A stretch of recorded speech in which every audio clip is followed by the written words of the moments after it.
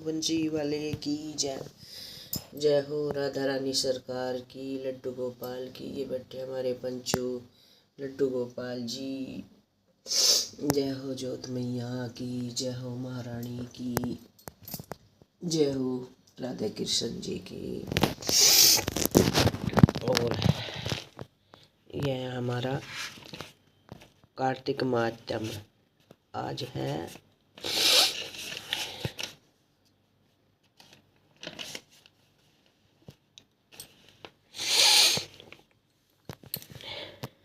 आज है 13वां अध्याय। जय हो कार्तिक मात्यम की, जय हो 13वां अध्याय। इतनी कथा सुनकर राजा पुथु ने कहा कि महाराज कृपा करके भगवान की पूजा मातम कहिए। जब नारद जी कहने लगे कि राजा हम तुमको एक पुराना इतिहास सुनाते हैं। कालंदी पर्वत पर जो दीर्घ नाम के नगर में अति धर्मात्मा प्रजा का पुत्र के समान पालने वाला सुहाऊ नाम का राज्य करता है, उसे धूमकेश नाम वाला अति दुष्ट चोर जुआरी पर स्त्रीगामी और व्यभिचारिणी का एक पुत्र था। उसकी यह दशा देखकर उसके पिता सुबाहु ने उसको ताड़ना दी, परंतु वह किसी प्रकार भी नहीं माना। गेंद खेलते खेलते एक दिन उसकी गेंद रानी के महल में जा गिरी। वह गेंद लेने के लिए महल में गया तो रानी उस पर मोहित हो गई और दोनों ने कामांध होकर भोग किया। जब राजा को इस बात का पता चला तो उसने कुमार को देश निकाल दे दिया। पुत्र होने के कारण उसे प्राण दंड नहीं दिया और राजकुमार वन में रहकर प्रतिदिन मांस खाता और रात्रि को वेश्या के साथ घर में रहता। इस प्रकार फिरते फिरते वह एक दिन वृंदावन में आ गया। कुछ समय बाद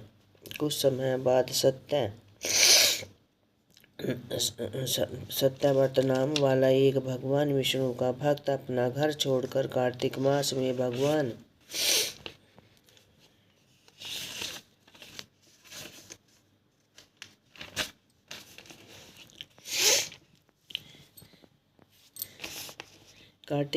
भगवान का पूजन करता था। वह केवल कंदमूल फल ही खाता था। वह नित्य भगवान की प्रार्थना करता और भगवान इस दुखी रूप समुद्र में डूबते ही दीन की रक्षा करते। श्री राधा जी से आपको नमस्कार करता हूँ।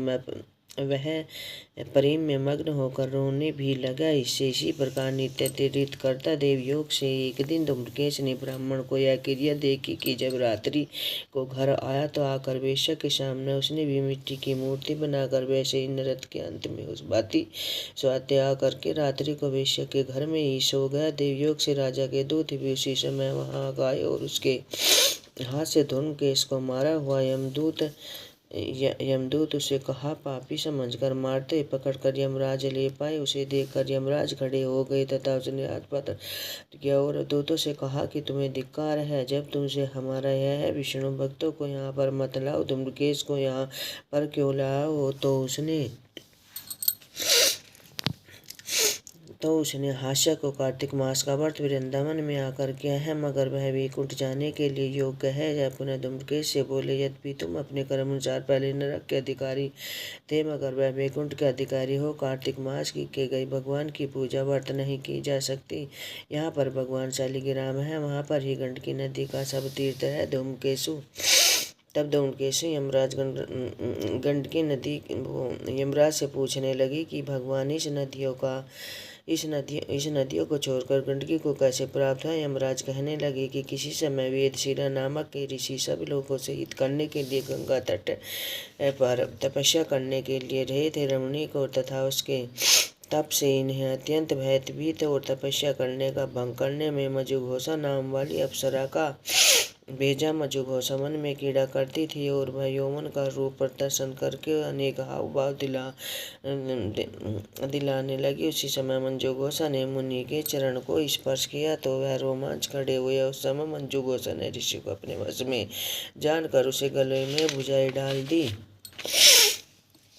गले में बुझाए डाल दी। तब ऋषि ने क्रोधित होकर उसे श्राप दिया कि मुझे संसार में डालने से उदित हुई तुम भी नदी बन जाओ। तब मंजू घोषा को लगी कि हे ऋषि, शाप योग नहीं, आप क्षमा कीजिए। तब मुनि कहने लगे कि जब विष्णु वृंदा के श्राप से शिलारूप हो तुम तो गंडकी नदी में स्थित होंगे, तब भगवान को धारण करने वाली होगी। अब तुम्हारा श्राप वरदान से भी अधिक श्रेष्ठ होगा। यमराज भी कहने लगे, राजकुमार अब विष्णु लोक को जाओ। तुम दोनों के सुनकर विमान में बैकर वैकुंठ लोक को चला गया। जय हो कार्तिक मास की, जय हो विष्णु भगवान की, जय हो मेरे भगवान जी की।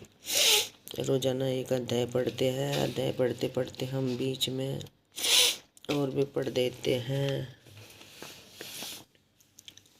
यह है तुलसी चालीसा। जय हो तुलसी चालीसा की, जय हो कार्तिक मात्यम की, जय हो सरदेव देव